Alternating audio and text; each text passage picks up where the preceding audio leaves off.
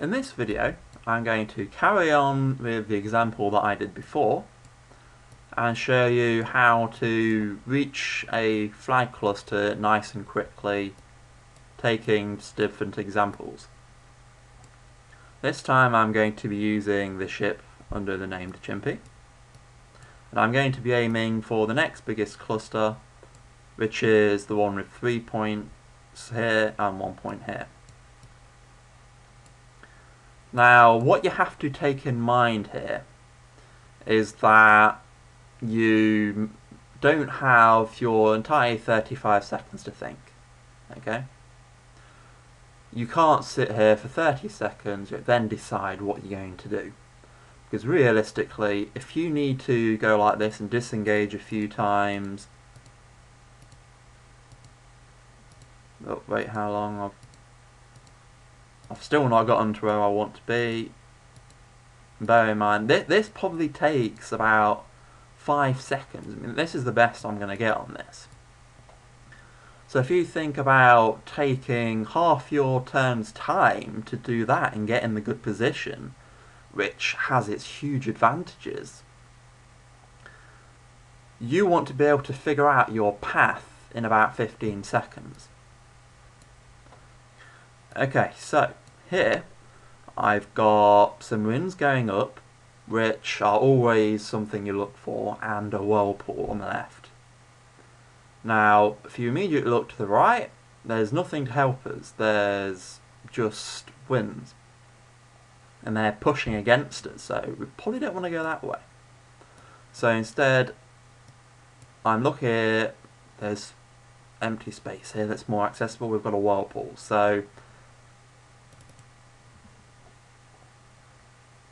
again, I must emphasise that when you're doing this, you're going to have ships around you. You're going to have jobbers that might not be doing quite what you wanted.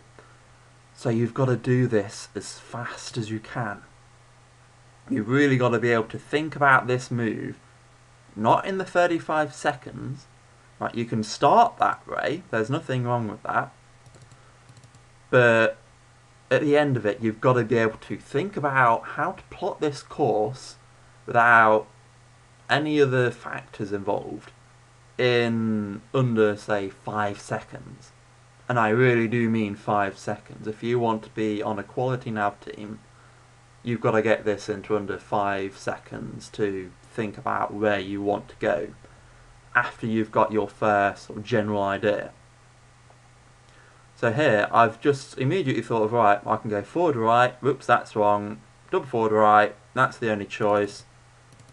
So I literally did that in a couple of seconds, okay? So what that means is, in a real blockade, I then have time to listen to my teammates, listen to my admiral, think about a ship that's going to be coming behind me and shooting so that I can alter what I'm going to do. So again, when you're first doing it, take your time, use the however much time you want, but you've got to get this to under 5 seconds, okay? Now here, the obvious approach might be just go left and then say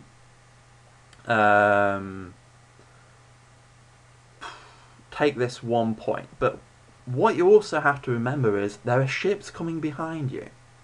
This is assuming that you're the one in the lead. We'll discuss the other alternative later on, okay?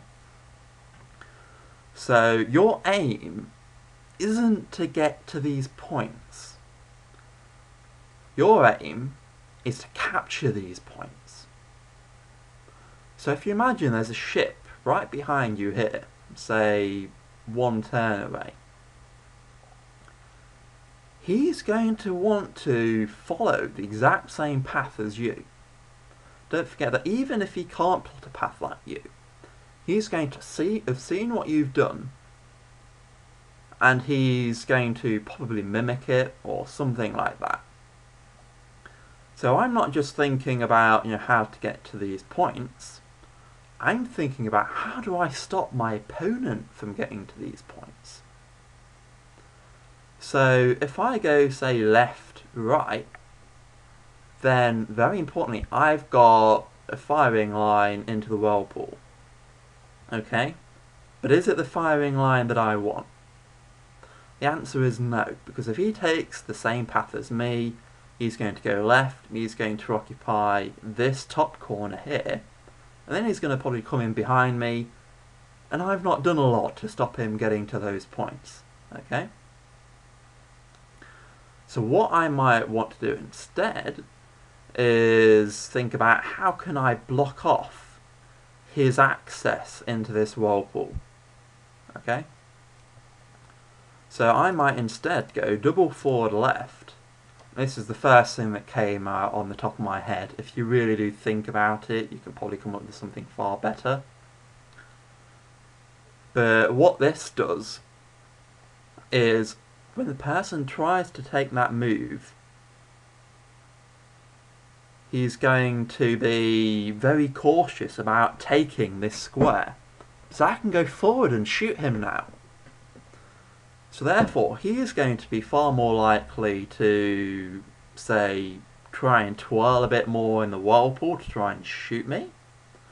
Now the advantage to this is that if he ends up, I mean I can't quite tell, but I think you've got to be in this corner to occupy this one point. Yep, you have.